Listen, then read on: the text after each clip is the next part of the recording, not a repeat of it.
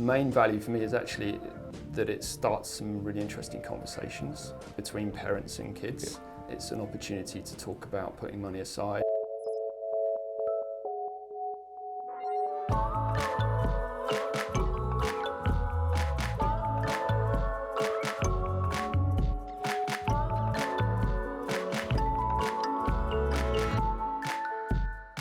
Today I'm joined by Neil Gardiner, Head of Product and Design at GoHenry. Hey Neil. Good indeed. Thank you for joining us today. Really excited about the product. You've even gone through the absolute luxury of bringing us some really cool cards. Show guys, the sweet shop. Yeah, guys, growing up is a trap, man. We don't get this on our HSBC or Barclays cards. To jump straight into it, talk to us about GoHenry. What is GoHenry? So GoHenry is a prepaid debit card and mobile app for 6 to 18-year-olds with parental controls. So the parent has oversight over the transactions that the child's making. Importantly, it has a mission of trying to make millions of kids good with money. I think that's one of the most sort of underlying things that we really believe in. We have about 800,000 users in the UK and the US. In the UK, we work with Visa, and in the US, we work with MasterCard. The business was set up in 2012 by a few parents who were finding that their kids were spending a lot of their money on their cards. There was also a big, kind of gap in financial education, and so they really wanted to do something about that, and they actually did. They put this business together, and it is where we are now. Exciting times. Yeah. You guys have built a really great product. And could you tell us a bit about yourself and what you do at GoHenry? So as you mentioned, I'm head of product and design. So I work with the design team and the product team. So we work together very closely. I work with all the key stakeholders in the business, closely with our users as well. And my role has really been around building the team up. So when I started, the team was quite small. There was really a product director, and there was a good spread of people able to deliver a product. But in terms of an actual product team, as we know it these days, there was really a UX designer and a designer that worked across marketing and product. So my role has been to come in and build that team up. It's an interesting hybrid role because we usually quite see like product manager, head of product, or sort of head of design. So we'll be interested to find about your route to sort of GoHenry, where you started off at. Were you product all the way through? Were you always dipping in and out of product and design on your route to here? To go to my background, I started out in digital design in the late 90s. Actually, I started as an illustrator, and then I moved into very quickly into digital design because that's what was happening at that time, and that was the most exciting place to be. Worked through a number of agencies, working for banks and telecoms, e-commerce, all those sort of big type projects. At that point, I was very much a designer, art director, kind of running projects, but that's at the point when I started getting introduced to what was information architecture back then. And that was a real eye-opener to me at that point, and that became a big part of what I do. And I've always enjoyed the problem-solving side of things as much as wanting to be a visual designer as well. So that then, I moved actually from bigger companies down to working with some smaller companies. So I left the agency background, went freelance, and was doing more sort of independent work. And ultimately that led to me joining and setting up my own UX agency called Every Interaction in 2011 with another guy that I was freelancing with at the time. And there we were specialising in startups and also mid-sized businesses who had a product that had kind of got a bit stuck for one reason or another, and we were trying, we were helping them evolve their products. I guess my connection with GoHenry then was that I'm a dad. I have two kids who are 10 and 13, and about, I don't know whether it was like 2016, I think, my son is starting to ask where his pocket money is, why I'm not paying him pocket money. And I don't have any, I don't know about you, but I don't have much cash on me these days, so I didn't really have any money to. So in fact, he probably had more cash than I did, and I was probably, borrowing it from him. And so I came across GoHenry and thought, well, this is a great way to solve that problem. And it was more about making being able to make regular payments, you know, so that when he says, oh, can I have this thing? I can say, well, have you got the money for it? Have you saved the money for it? So I got into GoHenry, we started using the product, and being in the agency world, I saw an opportunity, business opportunity as well, that I thought there were things that we could do to help. So I got in touch with the CEO actually, through LinkedIn. I just spoke to Alex Ivida, and he put me in touch with the product director, Rich Jones, and we started working together as an agency, because at that point they still had a very small team. So then after that, what we were finding more and more in the agency world was that if we wanted to do more meaningful work, that it was the projects we were doing were ultimately being handed over, and you know, you probably heard this a lot, and I think for the size agency we started to be working more in house with businesses, and at that point I thought, well, this is a business I'd be interested in working with, you know, partly because of the design challenges, there's lots of opportunities, but also because of the purpose behind the business. I'm a great believer in that, and I really love the purpose behind this business. And my role was really around customer experience, product manager at that point, just sort of really looking at all the customer facing aspects of the product. And then as we grew that team, we started to bring in more product managers, so the role was always going to be straddled across UI design and UX design. So we started to add more UX designers, more UI designers.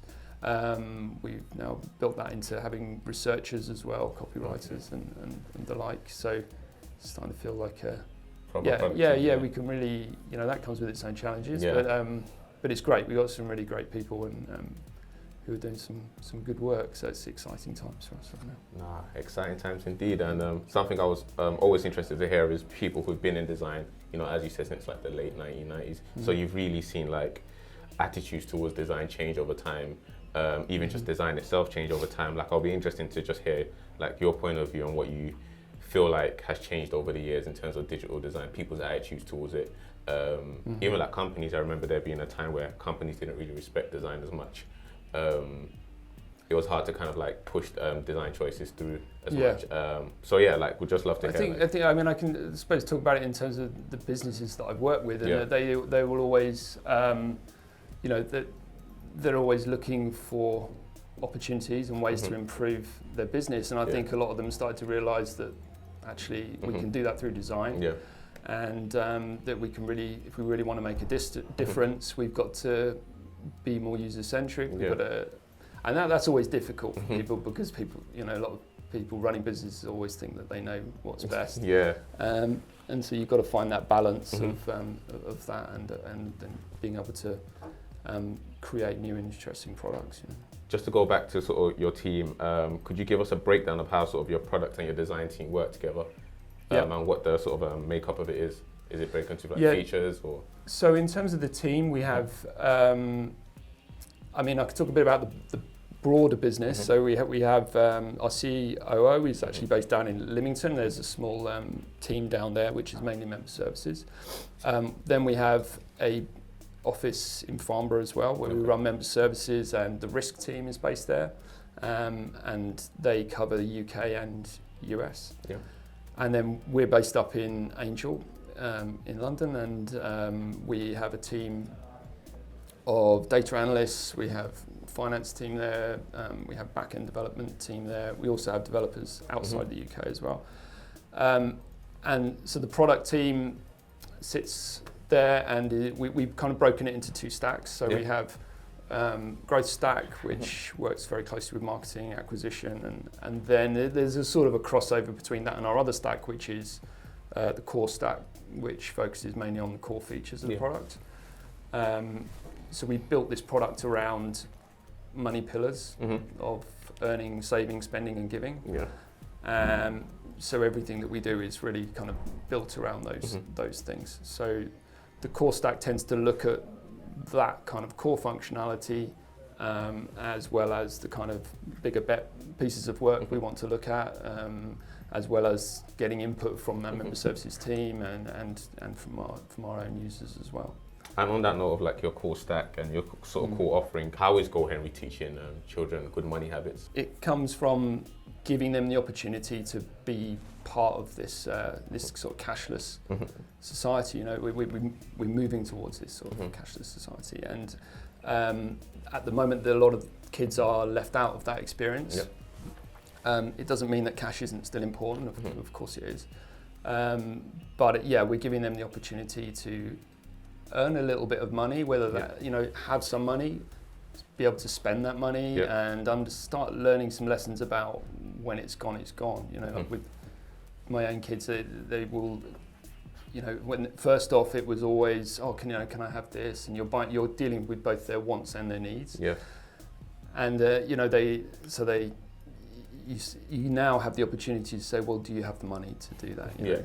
And then, so first of all, they might go out and just spend it all, and it's always going down. But after a while, they start to realise that actually, if I really want that thing over there, I've got to. Maybe I shouldn't buy that. Yeah. The main value for me is actually that it starts some really interesting conversations between parents and kids. It's an opportunity to talk about putting money aside. It's an opportunity to talk about giving, be giving money to charity, and that you can do stuff with your money which isn't just about spending it on yourself. It's not always about yourself. I mean, it's a hard sell to say it's not always about you. But I think if you expose kids to that early on, then they're more receptible to it.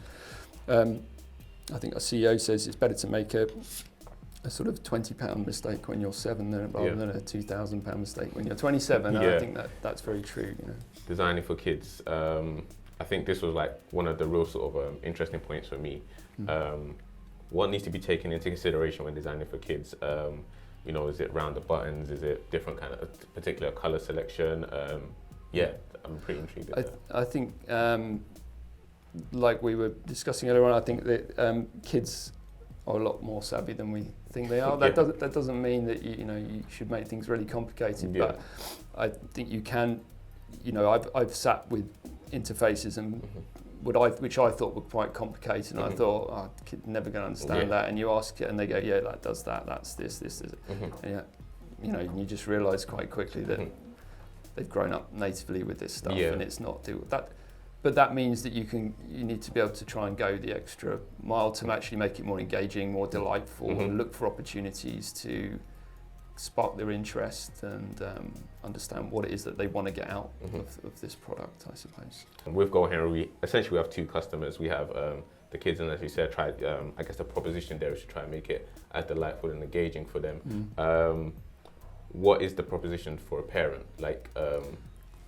So, I mean, for parents, obviously, we're helping them in a number of ways. I mean, there's helping them get understand and give them ideas around how much money they should be giving their kids. We're giving them this automated way of paying pocket money, and it's also utility. It's a way in which they can help. They can go in there. They can set up savings goals with their kids if they're quite young. They can talk them through that, introduce them to that process. And so, it's really a utility for the parents. We've actually had a question from someone on Twitter who's asked, why do you guys need to have a monthly fee? Yeah, sure. I mean, well, we're not like your standard high street banks where we're not, obviously we're dealing with kids, so we're not offering credit where normal banks make their money and they cannot use that to offset against the monthly fee. It's a very small monthly fee. I mean, it's about, describe it as being close to the price of a cup of coffee for a month. So,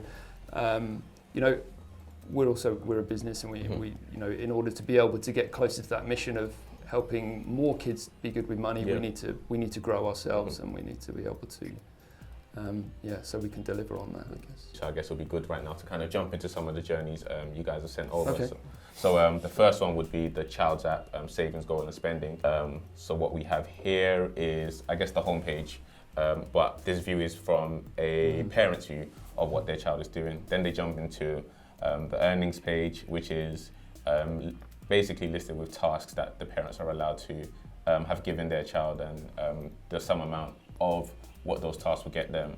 And then here is a goal setting page where parents and children alike can set goals, saving goals, put a particular amount to save, a date by when they should have saved this amount, and it then automatically tells them how much they should put away every week, which is pretty cool. And then from this, we jump into the spending page, which is a brief overview of their spending till date.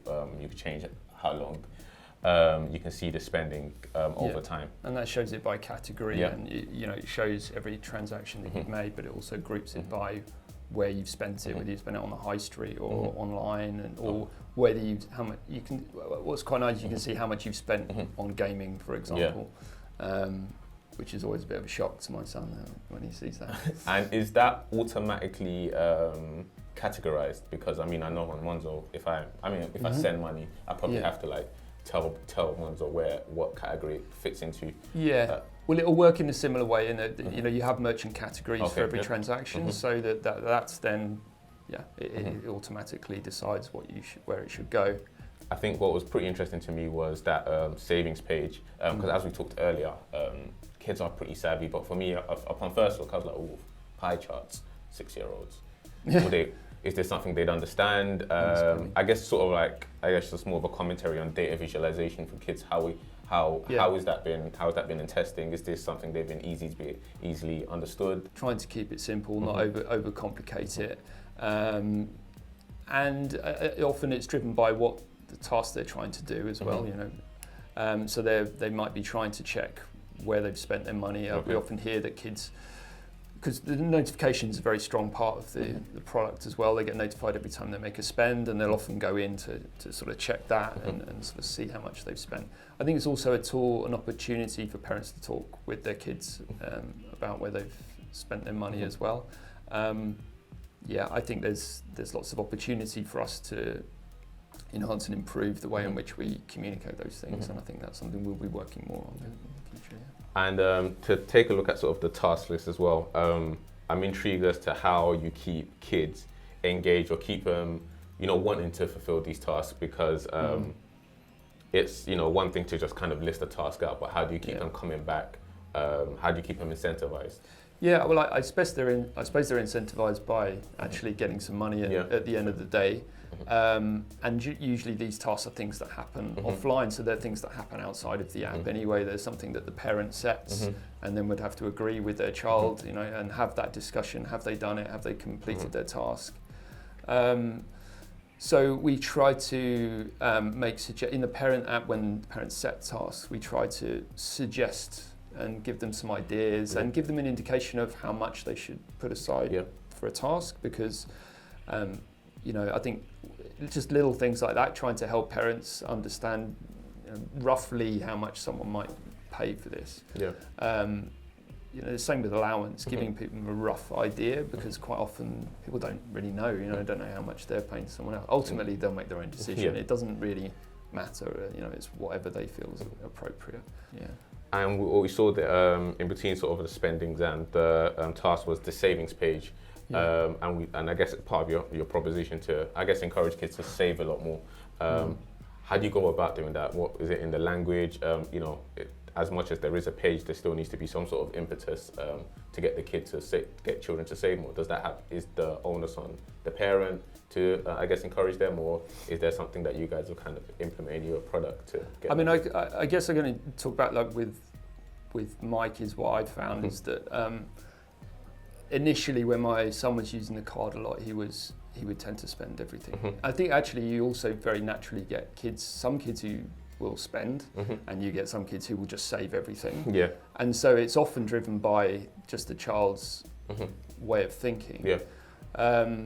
But I guess the interesting point with that is to try and expose them to the opposite side of what they're doing, to try and make them a bit, so that they're experiencing different things. So if a kid's spending everything, then I think, like I was saying earlier, if they're just going out and they're spending their money all the time, and then they realise, well, that means I can't really get this thing.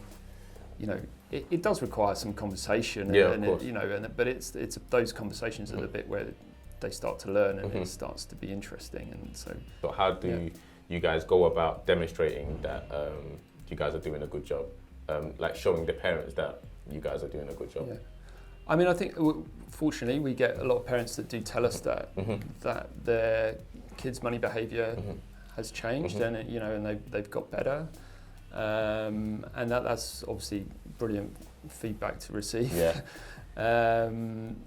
But yeah, I mean, I think that's the main thing really, is that we're just we're always looking at the feedback that we get from member services, and also just just reaching out and trying to understand. In the app itself, we try to introduce different sections to help them get engaged with it, and I think that's an area we're spending a lot of time on, is looking at that whole onboarding journey. And if the parent's set up for success, then the kids will be more likely to be set up for success, because ultimately the money has to come from the parent, and then they have to in order to be able to go out and use the card. So we try always kind of aware of the things that where kids might get tripped up, like that first experience of using contactless, first time you have to put the PIN in. So there's all these little things that can make it be different from either a good first experience or a bad first experience, and we're always trying to look out for those things. And And you said a lot of that is dependent on sort of like how the parents onboard. So like, is there a way that you guys kind of like educate the parents into like helping them? We've done quite a bit on that of late. It just introduce of each of the sections, the earning, saving, spending screens. We've kind of added more intro screens to those, just to help them understand why it's good to save, as much as how it works. So it's much about telling them why it's worth doing it, as much as how you do it. And I think that's like a really like cool, interesting thing I found, like when going through sort of the journeys, is that there are a lot of learner screens where you're kind of teaching people, tutorial screens where you're teaching people what to do. And I mean, a lot of people say it adds an element of friction, but I think with the proposition that you guys are kind of offering, it's very important that you can, at each step of the way, you're kind of trying to teach people how to use it, and teach parents in particular how to like engage with their kids on the matter. Yeah, and early on we were just dropping people into different sections of the app and going, there you go, off you go. And to a degree, you would, as an interface designer, you would want them to be able to do that naturally anyway, but that doesn't always give them the context of why they should be doing it. So it doesn't, they don't want to be adding lots of sort of learning heavy duty screens that really make the experience boring. But there's enough. You've got to find the right balance, haven't you, really? Yeah, definitely. And I guess the next journey we jump into is the spending limits journey. We're on the parent app now, right? And they go to sort of the card limit, and they're able to set a weekly spend, how much your child can spend in a week, a single spend limit, how much they can spend in one go, and an ATM limit, which I found was like pretty interesting as well, which we'll deep dive into. And then off the back of that, you are able to then highlight where your child can use this card, whether it's high street, ATMs or online, which I thought was like really, really interesting myself as well. I guess the first question I wanted to get into was, are kids notified on changes of their limits and spending, or is it just kind of? Yeah, they are. As they test it, as it's changed, they then get if they've got the mobile app and they've got notifications turned on, they'll get a notification that it's changed. And then what's the idea of limiting how much they withdraw from an ATM? Like, is that something that you guys have found that kids kind of like go crazy over? Well, I think people use limits in different ways. So some might use it because they don't want their kids taking out a lot of money. Others use it as almost as a security mechanism. So if they know that their kid's got 100 quid on their card, they might set the limits low. So if they lose the card, there's the damage is limited, if you like. You had you segmented sort of where users can spend, where children can spend between high street ATMs and online. Where did that particular segmentation come from? Was that just user testing? I think it just is, and it's a reflection of the way in which you can use a card really, and it's we're trying to make the experiences as close to the adult experience as possible. I mean, so classically you're going to use it in those different scenarios. And obviously, you know, some parents might not want you to be able to buy online for obvious reason when their kids are a bit younger. So it allows you a bit of flexibility as the child grows to change those limits and adjust them and sort of think about what's appropriate for my child at these times. And what is classified as the high street? Is that just anywhere, any physical location? Yeah, any sort of face-to-face interaction. Yeah. And how does that work? And I guess there's like probably a real like technical background to it, but in layman's terms, how does it work? Because I mean, I've never experienced my spending not being allowed on the high street or ATM. So what's the technology behind you being able to segment each of these areas? Well, each transaction type will have a tag behind it, so you can easily identify whether it's a high street tag or whether it's an online purchase. So we do that in the background, and then if you turn that high street switch off, it won't allow anything that's tagged with that. So if a child goes to spend on the high street with their high street, it doesn't allow it. It just comes up as a void transaction. It would be a decline. Decline. Oof. Nice. And I guess finally, what I wanted to jump into was like my particularly favorite, interesting part of the app was setting up gift links. So what you can do is you go to the more page, you jump into gift links, and then as we mentioned before, this sort of introduction to what gift links are, you jump straight into the birthday link, and what you're able to do is give a little description about what this gift link is, customize the name and the message, and then you're able to share the gift link. Before I get into that, choose the date of the gift link, of the birthday gift link. It can vary between right away or a specific date in the future, and then share the link with your friends and family and whatnot. The reason why this was pretty interesting to me was that behind this, essentially what we're doing is just sending money to a child. Why this need to kind of make it a bit more rewarding, a bit more fun, a bit more, I guess, gamified in that sense? Yeah, I think it's an opportunity to add a bit of delight to that experience. It's with the birthday thing or with any of the gifts thing. You know, that's why it ended up being gift links. Is that it's trying to emulate that experience of opening a gift and it's great watching. I mean, just watching kids open these gifts and it's just adds a real nice bit of delight to that experience. And they can also send a thank you message as well, which is a nice touch, so that take a bit more responsibility for that and take in terms of birthdays. It then takes that pressure off the parents to have to deal with that. And we didn't get into the journey of everyday links, but from my they're essentially the same journey. What exactly is the difference between everyday link and birthday? So the thinking with the everyday link is it's more for parents and relatives to be able to just make sort of simple everyday transactions. We find some grandparents contribute to allowance and things like that. So it's a way of relatives being able to do that. The birthday link is more around the sort of use case is more around being able to share it with family friends. So if you've got kids coming to a party and that kind of thing, you can choose to give some money that kid can then put towards something they're saving for, and rather than bringing a gift that actually you don't, might not want. So we're trying to tackle that side of things with that. And that will also become more event links as well. So there'll be other ones around Christmas and other times of the year too. And do you find that that sort of giving them that delight factor of receiving money from users? This might be more of a question for parents, but I guess you too as a parent, do you find that it helps children see the value of money more? I think it certainly makes it more engaging for them, and I think any opportunities to do that just makes a better connection between for them with money and how it works and where it's come from. I guess if you're thinking about where it's come from, you might spend it a bit more wisely, possibly.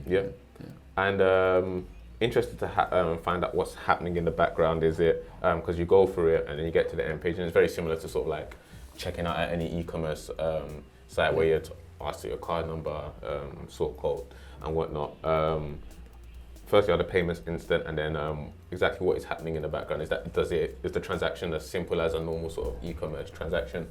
Yeah, so the payments are instant, and with the birthday one, you can set a date when you want the gifts to be delivered. So the money, if you set a date that's in the future, the money then goes into the parent account, and it sits in the parent account until the child can open it, and then at that point, then it moves across to the child account. And does the parent need not have any sort of interaction with that transaction? Does it just sit in the parent's account? Then the parents, they don't have any. In fact, they don't even see it. Okay. So you in the child's in the child app, when they tap on the gift, if it's one that's set in the future, it will come up and say, "No, you can't. You got to wait." Okay. So you got to wait until your that's birthday. actually pretty interesting. So it shows them the gift. Yes. Is it instantaneously? It shows them the gift. Yeah, it shows as soon as the gifts. Yes, sent. Exactly. Yeah. And So they could start to see all these gifts building up, but they wouldn't be able to open them until the day. And what is the idea behind that? It's almost kind of like torture for these kids to kind of see like this money they can get, but not quite receive it. What's the idea behind that? Well, you don't get your gifts before your birthday. No, makes sense. And are there any amount limits on like how much someone can send in a gift link? There are some limits, and they vary depending on which type of gift link it is. So if you've got everyday links is just the same as any normal transactions that go in. But then when around birthday and Christmas time, we sort of increase the limits. Obviously, we have to be careful with that because it exposes us to risk and things like that. We need to be careful. And even on that note, are there any sort of compliance acts you might have to sort of adhere to? I know, this might be a slight deviation, but COPA in the States, something that YouTube recently got bit by, is a Child Online Protection Privacy Act. Is there anything that you guys are finding that you have to adhere to legally, or just? Yeah, definitely. It turns out that the UK protection laws are much more stringent than, or are more stringent than the US. So we were. Obviously, all the work we've done over the years was we've always been compliant with these things, and so it meant that when we moved to the US and we had to deal with COPA, it was actually easier because we were pretty well set up already. So it's very important that we stick to adhere to compliances. I think that's pretty much it for all the journeys we have today. What we had before we came on live, we had a bit of a chinwag about I guess your age range from 6 to 18 and how there's a lot of phases in that age range. Yeah. And we're talking a bit about how you have to adhere, I guess the card designs in particular, to those various different age ranges. Yeah. And you mentioned that more recently you've kind of reached out to illustrators. Yes, that's right, yeah. There are some pretty cool cards here, guys, from some illustrators. So what was the idea behind that, reaching out and... it's making sure that we're creating cards that are relevant and appropriate for different age ranges. And as you say, we're teaming up with different illustrators, up and coming illustrators, because we really, we like designing nice cards, and we really believe in this idea of the art of the card and creating something that's a bit more unique and can be personalised. These are some of them. We also did a limited edition collaborations as well. So that's something also that we're also looking at doing. Partnering up with different individuals, and then we did a whole campaign a while ago around that. Does the personalisation happen on the child side? Mainly, the child is allowed to personalise their card. So when you order the card, you see on here you can personalise the name, and you can pick which card you want, which design you want.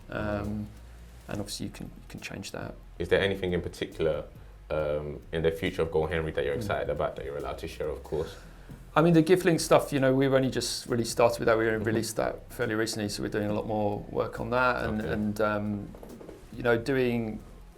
trying to stay focused on our mission really, and just trying to build a team that can really help us deliver on that. And that's what's probably the most exciting part for me anyway. And I guess to round up on that note of building the team, where do you hope to take GoHenry? Your personal future for the team, where do you hope to build it out to?